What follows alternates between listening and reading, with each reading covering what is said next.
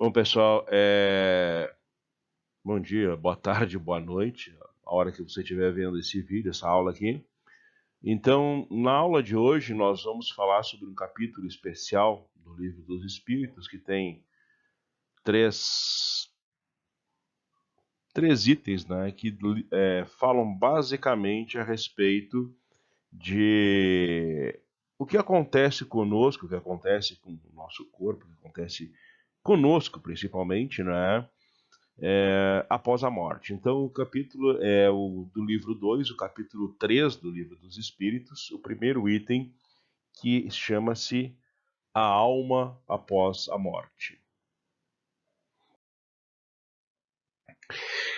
Então, uma das perguntas que tem, né, que o Kardec faz aos espíritos é: o que se transforma a alma, né, no instante da morte? Ou seja, no instante que morremos, no que a alma se transforma? E na realidade, o que acontece? A alma volta a ser espírito, ou seja, retornamos ao mundo dos espíritos. A gente fala em mundo dos espíritos porque é um conceito, é uma figura de linguagem um pouco que facilita o nosso entendimento, um pouco mais fácil para que nós possamos entender o que está acontecendo. E conforme a gente já viu em aula, na realidade, alma é apenas a designação do espírito quando está encarnado. É que nem água. A água, quando congela, muda de estado, a gente chama de quê? Gelo. Continua sendo água, mas é água em estado sólido. Não continua sendo água. Quando aquece e ela simplesmente passa para o estado gasoso, nós chamamos de quê? De vapor. Mas continua sendo água. A nomenclatura é uma facilidade para que nós possamos nos entender. Não é que muda, não é que uma coisa é diferente da outra, não é isso. A nomenclatura é apenas para que a gente possa facilitar o nosso entendimento, apenas isso. Então, o espírito, quando está encarnado, quando está habitando um corpo que está vivo, funcional e tudo mais, por uma questão de conveniência, por uma questão de facilidade de comunicação, nós chamamos ele de alma. Mas é um espírito, normal, é apenas a nomenclatura. Né? Como eu já falei, é exemplo da água, que nem a água congela, a gente chama de gelo, continua sendo água. O espírito, quando está encarnado num corpo físico, a gente chama de alma, mas continua sendo o espírito, não é? E quando ocorre, no instante da morte, no instante que esse corpo físico deixa de funcionar, ele deixa de apresentar o ânimos, né, que é a vida, esse corpo, ele passa a ser uma máquina não funcional, uma máquina parada, quebrada, digamos assim. Então não há mais não há mais um motivo de um espírito permanecer ali, porque ele não tem mais o que fazer ali. Entende? Ele não pode mais interagir com aquele corpo não pode mais obedecer aos seus comandos, aquele corpo não pode mais influir sobre ele, então ele não consegue aprender, ele não consegue se utilizar mais daquele corpo, ele volta a ser o quê? Espírito. Fala-se muito, volta ao mundo dos espíritos. Também é uma figura de linguagem. Por quê? Porque não existe o mundo dos espíritos e o mundo dos vivos. É tudo o mesmo mundo. Vivemos todos no mesmo mundo. O mundo é o único, é o mesmo. Apenas a gente não consegue perceber pelos sentidos e tudo mais quando o espírito está desencarnado não tem um corpo físico de matéria densa para se manifestar. É apenas uma questão de percepção dos sentidos. Mas por uma questão de conveniência, de linguagem, a gente chama de o mundo dos espíritos, né? Mas é o mesmo mundo. E aí existe aquela preocupação, né? A alma, ela conserva a sua individualidade após a morte? Ou seja, morri, eu continuo sendo eu? Ou eu vou ser outra coisa? Né? No caso, o Hamilton, morri, eu continuo sendo Hamilton? Na realidade, sim. A individualidade não se perde, jamais se perde. E nós temos exemplos e exemplos disso, indicação. Por exemplo, quando um espírito se manifesta. Quando um espírito desencarnado se manifesta através de um médium, dá uma comunicação, ele se identifica. Eu tive uma vida assim, assim, assim, assado, eu fui fulano, fui beltrano, fui ciclano. Então isso nos dá uma indicação de que realmente ele continua sendo uma pessoa, um ser, uma entidade individual. Essa individualidade, ela tem que continuar até para preservar as experiências que eu tive, porque essas experiências vão fazer com que eu seja uma pessoa comum, uma pessoa normal, uma pessoa diferente, uma pessoa individual nas próximas encarnações que eu tiver, pelo acúmulo dessa experiência. Então a individualidade jamais se perde. O que acontece é que quando eu morrer, por exemplo, eu vou ter acesso, digamos assim, a uma individualidade maior. Eu hoje, nesta vida encarnado, eu sou o fulano, mas eu já fui o Beltrano, o Ciclano, o Abeltrano, a Ciclana, eu já fui várias pessoas. E todas essas compõem quem eu sou. Todas essas são personalidades que eu vivi e tudo mais, são individualidades que eu tive no tempo. No momento que eu desencarno, eu tenho acesso a essas individualidades. Eu sou, na realidade, uma individualidade mais completa, porque tenho acesso às outras experiências que eu já tive. A mesma coisa, fazendo uma correlação, um paralelo para a gente entender melhor, vamos supor nesta vida, quando nós tínhamos lá 10, 12, 11, 12, 13 anos, nossa infância, na nossa juventude, nós éramos uma pessoa naquela juventude, certo? Uma pessoa individual naquela juventude. Nós vamos crescendo, passamos para a vida adulta, depois mais madura, velhice e tudo mais. Durante a vida, nós vamos adquirindo experiências e vamos lidando com a vida, lidando com os desafios de maneira diferente. Por quê? Porque essa experiência vai se acumulando em nós. E, por exemplo, o que tinha uma importância capital lá aos 11, 12, 10, 11, 12 anos de idade, já para um jovem de 20, 20 e poucos não tem tanta importância. E para um adulto não tem importância nenhuma. Ou seja, somos pessoas diferentes porque acumulamos experiências e aprendemos a reagir e trabalhar de maneira diferente com os fatos que ocorrem na vida. No entanto, continuamos sendo a individualidade que somos. Só que, por exemplo, quando somos jovens, somos aquele jovem. Mas à medida que envelhecemos, à medida que vamos vivendo, aquelas experiências vão se acumulando. Então, é como se fosse uma sucessão de individualidades que vão se acumulando e resultam na pessoa que nós somos hoje, que é formada por todas aquelas individualidades que nós já vivemos e, no entanto, não deixa de ser a individualidade que nós somos. Então, nós somos a soma desse conjunto. Isso nesta vida. Quando nós desencarnamos, nós temos acesso às outras existências, às outras individualidades que tivemos em outras vidas, e nós continuamos sendo uma individualidade, mas somos a soma de todas essas individualidades. Somos um indivíduo, digamos assim, mais completo. Mas aí tem aquela pergunta, né? Como que a alma ou o espírito que desencarna, ele constata sua individualidade se ele não tem mais um corpo material? Ou seja, não tenho mais um corpício para chamar de meu, não tenho mais um corpo. Como é que eu sei que eu sou eu e não o produto de várias pessoas que desencarnaram? Como é que eu sei que agora eu sou eu e não essas pessoas que desencarnaram? Como é que a alma constata esta individualidade se ela não tem mais esse corpo físico, esse corpo material?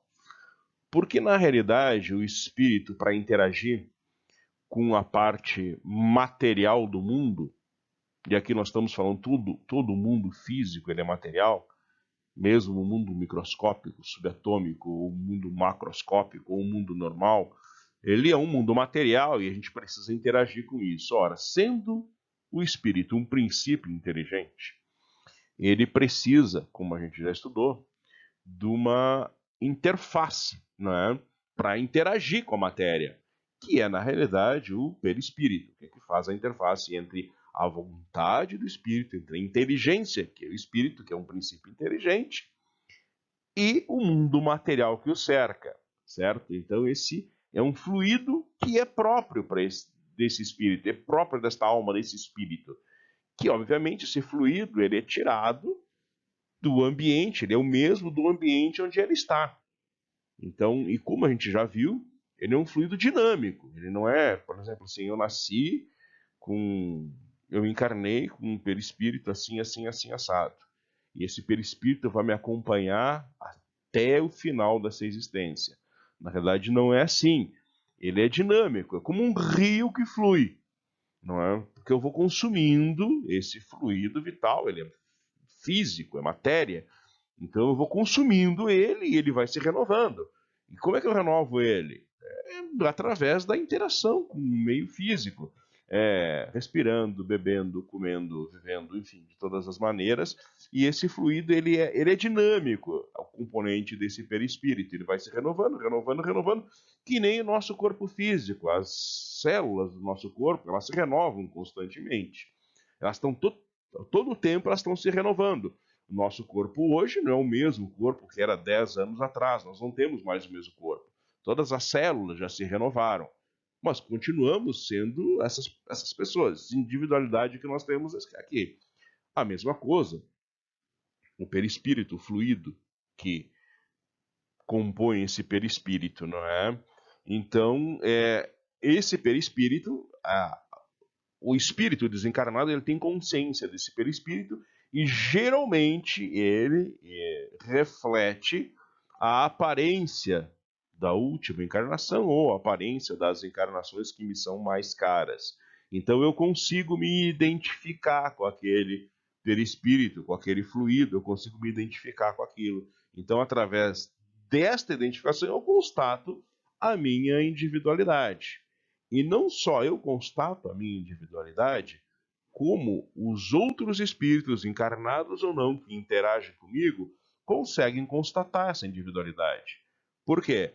Porque eu manifesto para esses outros espíritos, vamos supor, depois que eu tiver desencarnado, ou através do médium, uma coisa, eu manifesto o que eu vivi, do que eu gostava, os meus gostos, os meus anseios, os meus sonhos, os meus medos, as minhas expectativas, tudo aquilo que me transforma numa pessoa individual, na pessoa que eu sou e que são particulares, minhas. Outra pessoa, outro espírito no universo não vai ter exatamente as mesmas características que eu tenho, não passou pelas mesmas experiências da mesma maneira que eu passei. Então eu consigo constatar isso através da autoconstatação, não é? Quando eu dou conta do meu próprio perispírito, e também ao interagir com outras pessoas, manifestando a respeito de gostos, anseios e do que eu vivi nesta vida aqui.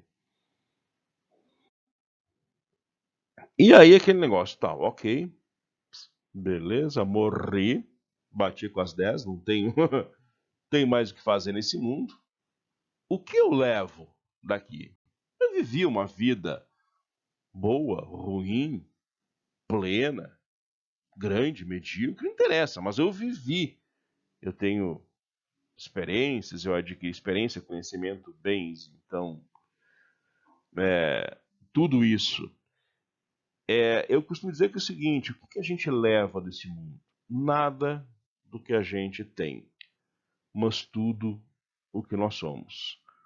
Ou seja, nós vivemos uma vida e interagimos com as pessoas, interagimos com as situações, com os desafios, aprendemos com esses desafios, resolvemos esses desafios e ao resolver esses desafios nós acertamos ou erramos. Podemos enfrentar um desafio, não sermos capazes de superá-lo, não ser capazes de resolver ele, podemos fracassar. E o fracasso também, ele é um instrutor. O fracasso também me ensina como eu vou enfrentar, né? Eu já falei, já dei exemplo em aula, né, a respeito do Thomas Alva Edison, né, que registrou, acho que 72 patentes da lâmpada elétrica, e a 73ª foi a que deu certo. Que quando perguntaram para ele, puxa, mas como é que você teve paciência e persistência para fracassar 72 vezes até acertar? E a resposta dele foi simples. Na realidade, eu não fracassei 72 vezes. Eu aprendi 72 maneiras como as coisas não dão certo. Ou seja, ele enfrentou os desafios que tinha para enfrentar, e esses desafios que ele enfrentou, na realidade, fizeram com que ele aprendesse, como foram dando experiência para ele. Então, formou quem ele era. Então, eu não vou levar o carro, a casa, o computador, o som, não vou levar a roupa, nada disso eu vou levar. Mas eu vou levar aquilo que eu sou. As experiências, o resultado das experiências que eu adquiri, é isso que eu vou levar no final. Então, o resumo é, não levo nada do que eu tenho, mas eu levo tudo que eu sou. E às vezes isso pode ser uma boa notícia e às vezes pode ser uma má notícia. Depende no que eu me tornei nesta vida, né? E existe também aquela ideia que muitos pregam, não é? A morte retorna ao todo universal. Como a água, assim, né? A água evapora dos rios, se condensa nas nuvens, aí quando a condensação, quando a concentração atinge um certo número, se precipita e cai novamente no oceano e se mistura ao oceano, não é? E muita gente tem a opinião, né, de que após a morte retornamos ao todo universal. Na realidade, não está, digamos assim, 100% errado. É óbvio, não é? Mas, porque vamos supor o seguinte, quando nós estamos numa reunião, uma assembleia, na cidade, por exemplo, nós fazemos parte do todo, não é verdade? Nós fazemos parte da população da cidade. Nós estamos numa reunião, nós fazemos parte da população que está naquela reunião. Nós vamos num clube, nós fazemos parte dos torcedores daquele clube, dos membros daquele clube. Então, nesse sentido, nós estamos no todo. E o conjunto de todos os espíritos do universo, eles constituem, obviamente, um todo. Mas, ao contrário da ideia de que de uma gota que se perde no oceano, na realidade, a individualidade permanece. Somos uma multidão, estamos na multidão, é lógico, mas somos pessoas individuais. Então, nós podemos, a ideia de retornar ao todo universal, digamos assim, de retornar à coletividade de todos os espíritos desencarnados, ok. Agora, a ideia de que nós nos diluímos no todo universal, não. Nós não nos diluímos, nós conservamos a nossa individualidade. Nós continuamos sendo quem nós somos. Podemos agir coletivamente, e nesse sentido a gente pode agir como um todo. Um exemplo, uma catástrofe, por exemplo, um terremoto. O pessoal da Médicos Sem Fronteiras vai lá para ajudar.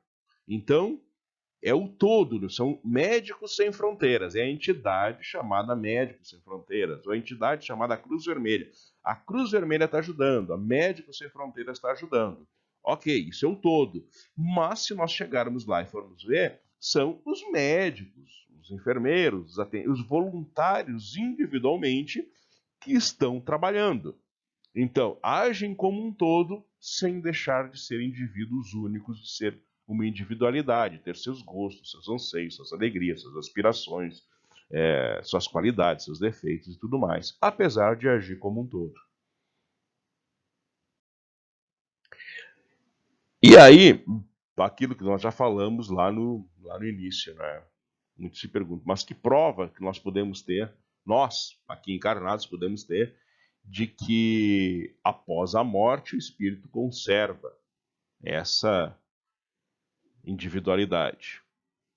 Ora, todos os dias, não só em centros espíritas, mas em toda parte, há comunicações, atribuídas a espíritos desencarnados e tudo mais, né? E nessas comunicações, esses seres que se comunicam, eles se identificam individualmente. Às vezes não falam o nome, ok? Mas falam do que fizeram, do que gostavam, dos sonhos que tinham, das expectativas, do que achavam que iriam encontrar após desencarnar, do que realmente encontraram, falam de como estão, pedem ajuda, ou dão comunicação, ou oferecem auxílio, mas falam várias características que, na realidade, individualizam uma pessoa, não falam pelo coletivo, falam por um único indivíduo. Então, aí a gente já tem mais do que uma prova dessa individualidade, até porque se nós formos examinar essas comunicações, nós vamos ver que esses espíritos têm personalidades diferentes. Não vamos muito longe, vamos pegar alguns espíritos que todos que estudam o espiritismo conhecem. Peguem, por exemplo, um espírito, por exemplo, que todo mundo já leu alguma coisa, do Divaldo, Joana de Ângeles, não é? Peguem ou o Emmanuel, que se comunicava através do Chico. Vejam como eles se expressam. Peguem um espírito da codificação, que é um espírito que eu gosto muito, me identifico muito com ele, que é o Erasto. Vejam a completa diferença que existe na personalidade desses espíritos. Então, ali a gente consegue ver que existe uma individualidade. E o Kardec, por exemplo, comenta, né, que muita gente que pensa que quando o espírito morre, né, existe essa teoria de que volta todo universal, se dilui e se perde. Então, na realidade, para muita gente diz que é o seguinte, que essas manifestações são fragmentos de personalidades de espíritos que já morreram. Então, por exemplo, numa manifestação seria pinçar daqui e dali algumas experiências. Por exemplo, eu morri, várias pessoas morreram. Então, na verdade, uma comunicação seria pinçado uma experiência do fulano, do beltrano, do ciclano, papapá, como um banco de dados. Eu vou lá, pego essas experiências e componho uma individualidade.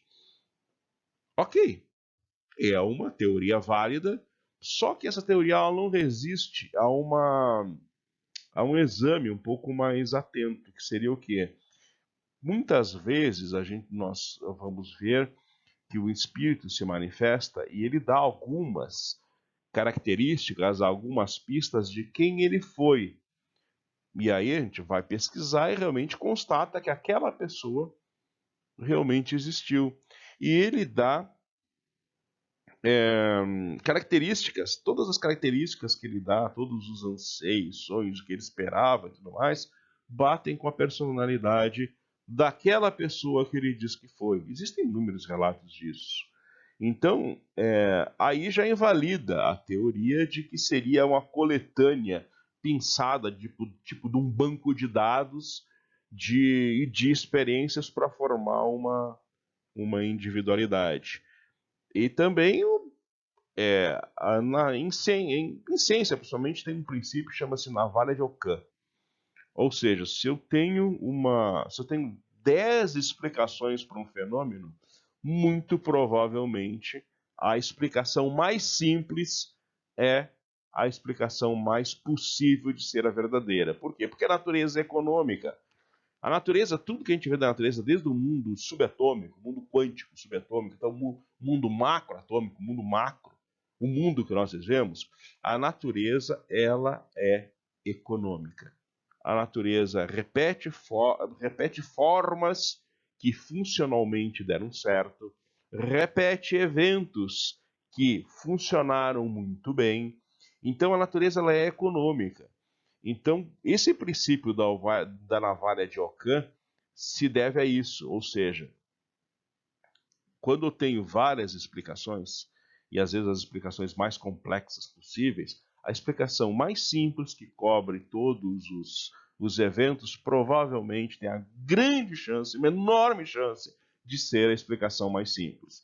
Então, quando tem uma manifestação de um espírito, através do médium, através de uma comunicação, vamos pegar duas explicações. Primeira explicação, que o espírito, na realidade, só perdeu o corpo, ele continua sua individualidade após a morte, porque ele é um princípio inteligente, acabou a história.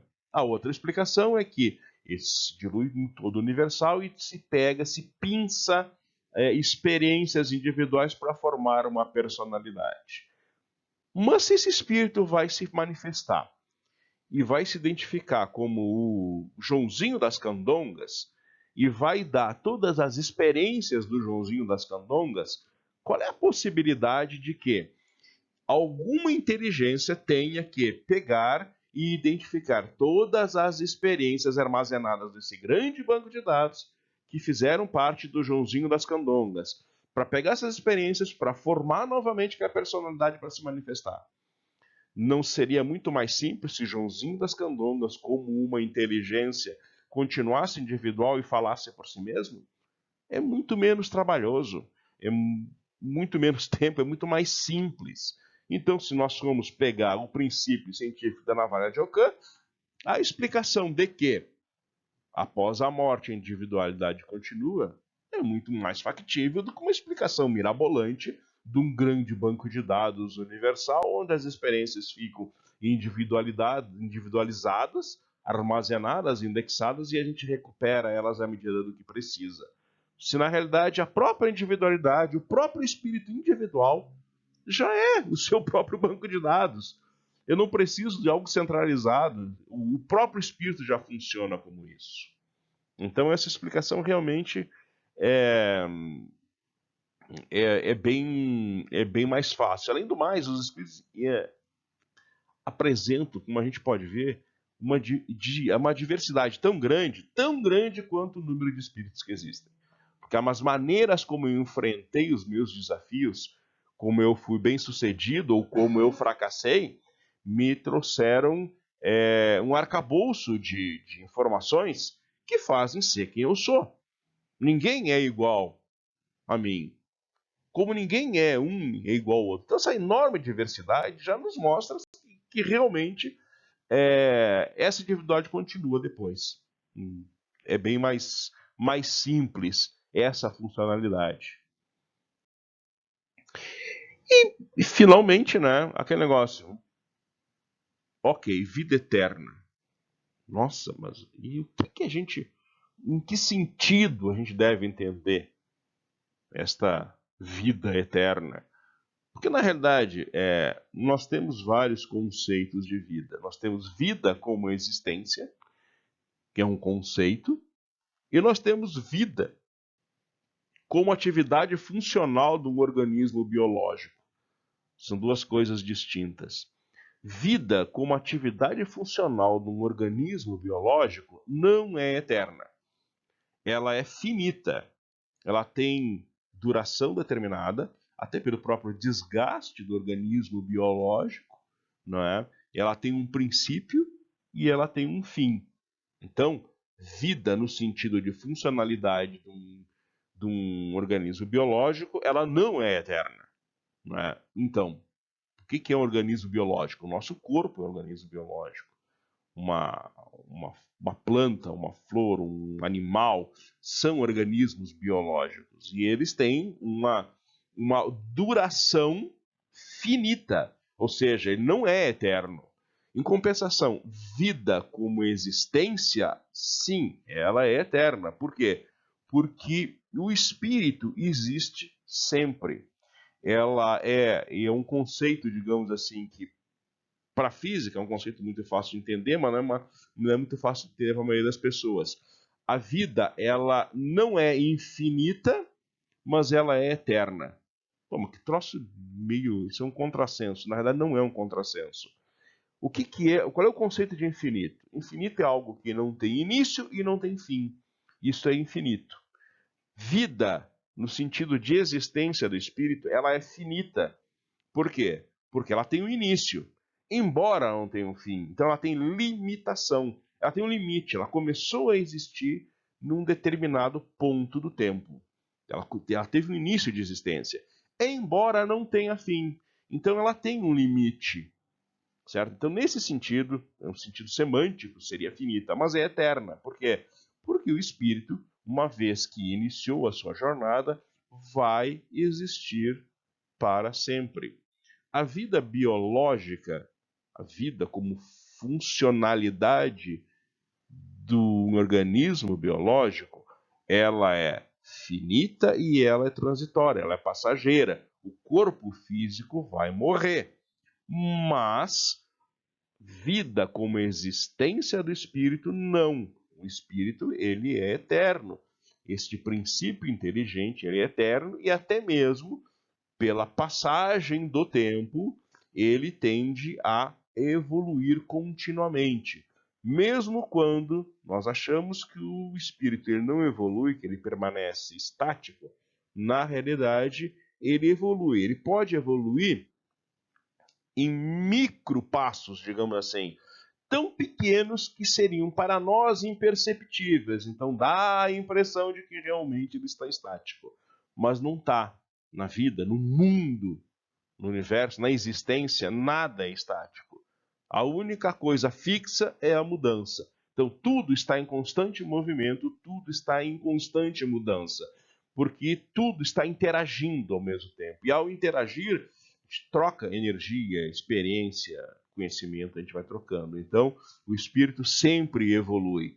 Mesmo aqueles que a gente puxa, tem um espírito endurecido lá, que ficou estático, nunca evoluiu. Não é verdade. Ele evoluiu sim. Só que o ritmo que ele evoluiu naquele período talvez tenha sido muito pequeno a ponto de não fazer com que nós possamos notar isso. Mas ele evoluiu sim. Nada no universo, nada no mundo fica estático. Ok? E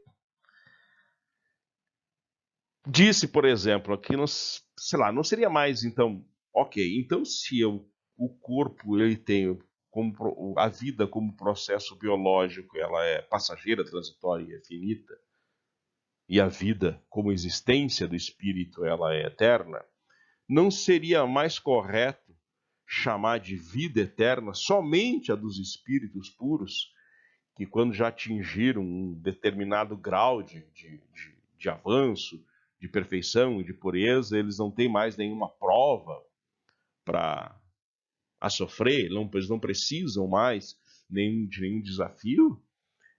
Na realidade, o que o Espírito responde para Kardec é que isso é uma questão de palavras, não é? Que a gente chama do que quiser, desde que a gente se entenda na concepção das palavras. Mas, na realidade, mesmo um espírito puro, não tendo mais, sempre vai ter desafios, ele sempre vai estar sempre se desafiando, ele vai estar sempre buscando fazer alguma coisa por alguém, por si mesmo, pela coletividade e tudo mais. O que a gente tem num espírito já puro, digamos, seria uma felicidade extrema, uma felicidade eterna, alguma coisa assim. Mas a vida eterna é de todos nós. Mesmo os espíritos mais atrasadinhos, eles têm uma vida eterna como existência do espírito, como existência do princípio inteligente. Então, basicamente, sim, o espírito nasceu, foi criado. Alguém vai perguntar como? Não se sabe. Os próprios espíritos, quando falam para Kardec, dizem, não sei, ninguém aqui sabe. Então, se alguém chegar com uma explicação, é uma teoria, mas não é uma informação factível, né? Mas a partir do momento que iniciou a existência do espírito, ele vai ser eterno, ele vai evoluir sempre, ele não vai... a existência do espírito vai ser eterna. Então, se a existência do espírito vai ser eterna e um espírito puro está lá adiante, ele já foi um espírito bem atrasado. Ele já foi um espírito bem atrasadinho, não é? Mas ele evoluiu e chegou lá, que é o que vai acontecer conosco. Alguém diz, por exemplo, porque Jesus também foi um espírito atrasadão. Também foi um espírito básico, atrasadinho, que evoluiu. O que acontece é que quando ele esteve aqui, no nosso plano, nesse aqui onde nós interagimos com ele, ele já estava muito avançado com relação a todos nós. Então era um espírito muito superior a todos nós, porque ele já tinha vivido muitas experiências muito além de nós. Mas a gente também vai chegar lá um dia. Claro que no estágio atual a gente vai demorar pra caramba, mas vamos chegar lá um dia. Nada é tão estático assim. Tá bom, pessoal? Bom, dúvidas vocês podem deixar nos comentários do vídeo e a gente vai fazer depois a gente botar no grupo de estudos lá, para fazer uma reunião via o aplicativo Zoom para tirar dúvidas. Tá bom, pessoal? Então, ou deixa nos comentários do vídeo aqui as dúvidas e tudo mais, serão respondidas na medida do possível. Ou então depois no grupo de WhatsApp a gente marca a reunião no Zoom lá para tirar as dúvidas, tá bom? Ok? Até logo, um abraço para todo mundo, cuide-se e principalmente nesse período de pandemia, fiquem em casa. Tchau.